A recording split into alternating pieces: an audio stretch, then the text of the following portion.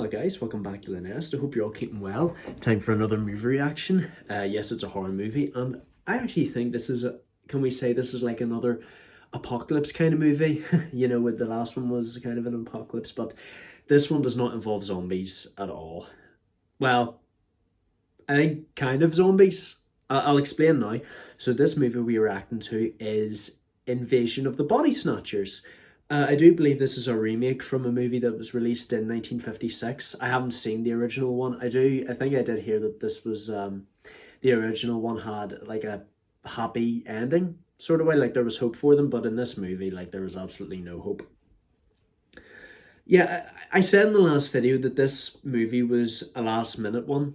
Like, I didn't know whether I was going to add it to the list or not. I never even heard of it, but I saw so many other YouTubers reacting to it online, so I just decided, why the hell not?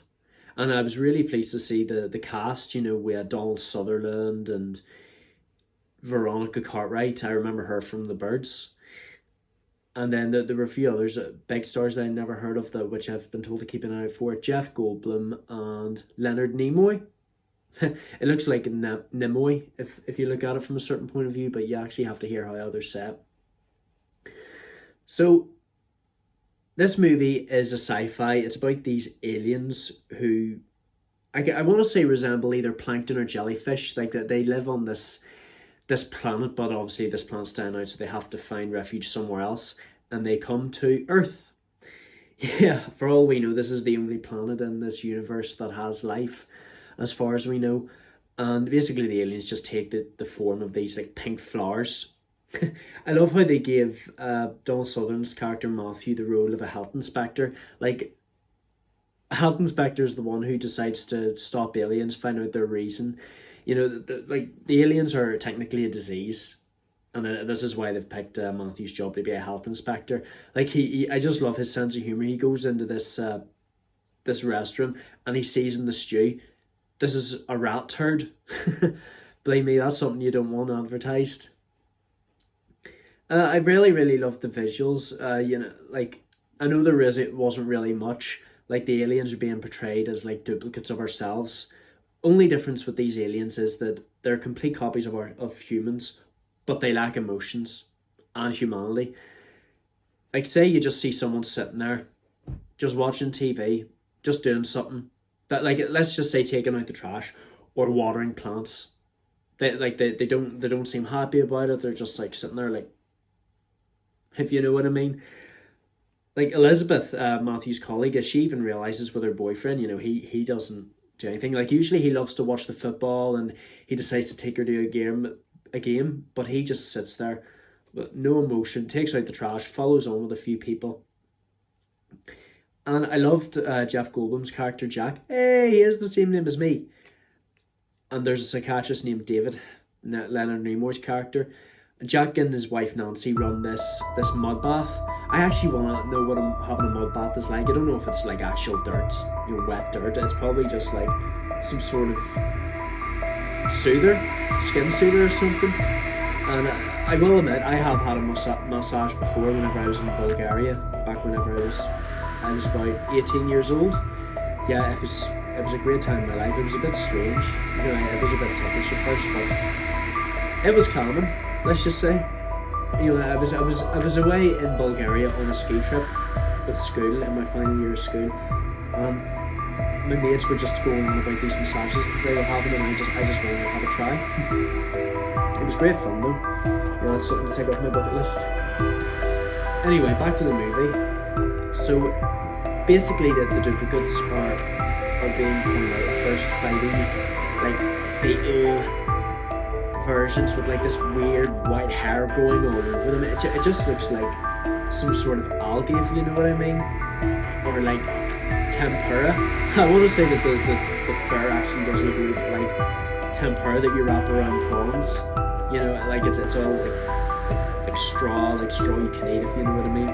But I wonder, like, whenever they're born, how do they actually escape? And I found out what you actually call these versions of people. You call them pod people. So basically they're the exact same copies of normal humans, but they don't have any emotions, they don't have humanity. Like, say whenever, like, this guy who warns the main characters about it, he gets run over, and the onlookers just look at him, but they just aren't screaming or whatever. They just look there like they don't say a damn word. Maybe that's what some emotionless people in this actual world are. Maybe they are like actual duplicates of themselves, and they can only really duplicate other people inside and create pod people whenever they're asleep, like whenever they're not attentive at all.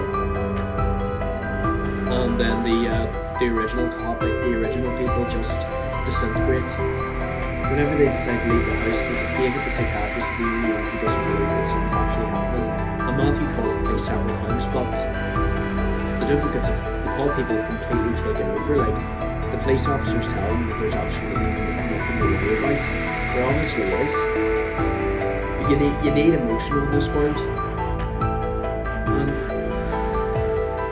And fair play to Jack and Nancy for creating a distraction. Like, and David and Jack managed to catch up with them. Like, they managed to, after Matthew and Elizabeth had taken speed to stay alive, like, unfortunately they managed to catch up with them. They've already become pod people. And they revealed the plan, and Jack's copy gets killed, and David's gets locked in the freezer. I wonder if he'll end up having hypothermia, if he'll just be frozen alive. You never know.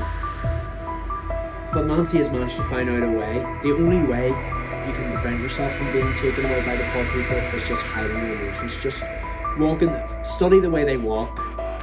Just look completely disillusioned.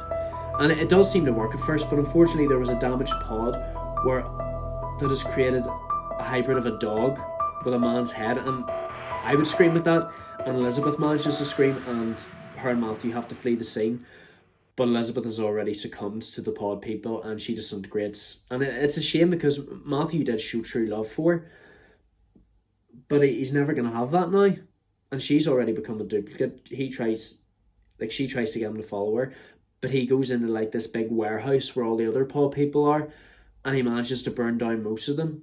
And whenever they're searching for him, he does manage to hide under this big dock, but they do know that he's going to fall asleep eventually.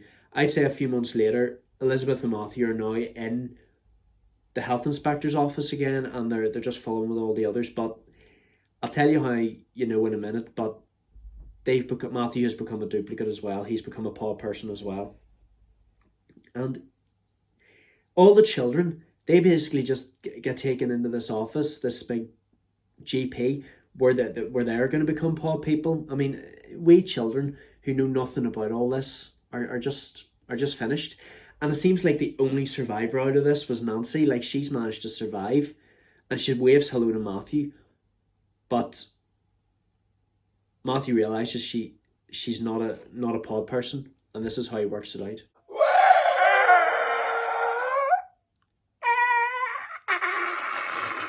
I can't do the pod people scream, but that's basically how you know that they're around. You know, they basically use that scream to let them know there is an original human. We need to take this one down. So basically, the pod people just want to take over all of Earth. I wonder if it's only happened in this specific state where the story takes place. I wonder if it's all over the country, or if it's in all the other continents. It's the same question I want to know from Dawn of the Dead. And obviously Nancy has realised there's no hope for humanity now. Everyone on this earth has now become a pod person, and she is fell victim to it. But yeah, I did really enjoy this movie. I did think it was quite slow paced, and I didn't know what the whole purpose was behind it. I didn't know the difference between an alien and a human, but I just needed to look at the pod people as emotionless, if you know what I mean. And the high pitched screams, of course. I think it still speak.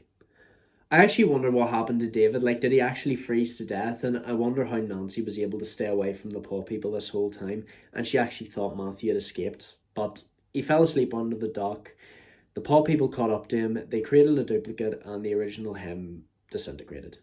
But yeah, thank you so much for watching, you guys. Like I said in the last video, I was just going to do Invasion of the Body Snatchers, and I was going to get on to the bigger movies for 1978. Now, I've only got 3 more to do. I'm not going to tell you what they are yet. The next 2 are horror, and the last one is going to be a genre of a film that we've never done on The Nest of the Raven yet, and I'm really looking forward to doing it.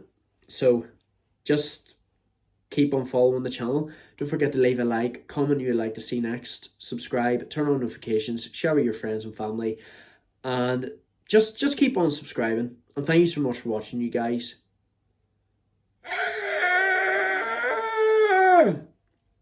Love you all to death. Let's get out of here before a duplicate gets me.